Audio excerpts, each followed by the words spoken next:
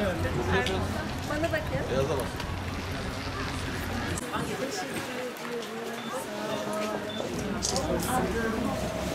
Allah razı olsun. Eğer yardım yapılabilirse bu bir şey değil yani. Çok şükür yani Herkese daha çok başkanımızın şöyle bir etkisi oldu. Bizim İmam Hatip burada bir barakaydı. Tabii dernek olarak biz bir bina yapmaya çalıştık. Başlayınca bir yerde tıkandık tabii. Yardımseverler biraz az olunca kendisine ulaşamadık. Kendisine Allah razı olsun büyük bir meblağ veriyor. çok iyi ilçeleri böyle yardımları yaparlar. Allah razı olsun. Sadece Esenyurt'ta kalmadı yani. Başkanım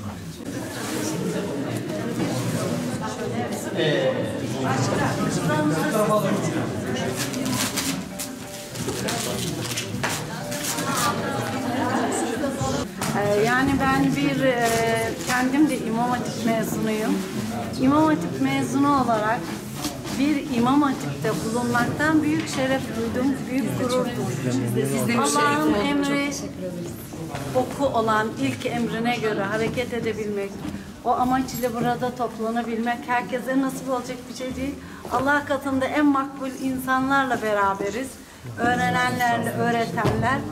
Bu bir insana Müslüman, inançlı, Rabbini sevmeye, ona itaat etmeye, emirlerini yerine getirmeye çalışan bir insan için bundan büyük bir şey olamaz diyorum.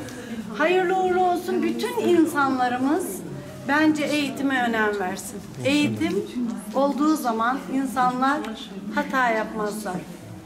Tabii ki imanla, bilgiyle, bilimle, ahlakı da birleştirdikleri zaman o insanlar mükemmel insan olur. Evet. Rabbimden bütün bu öğrencilere zihin açıklığı niyaz ediyorum.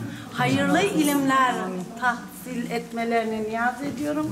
Öğretmenlerine de bu konuda Rabbimden güç vermesini niyaz ediyorum öğretmenlere. Gerçekten zor bölgelerde öğretmenlik de zor.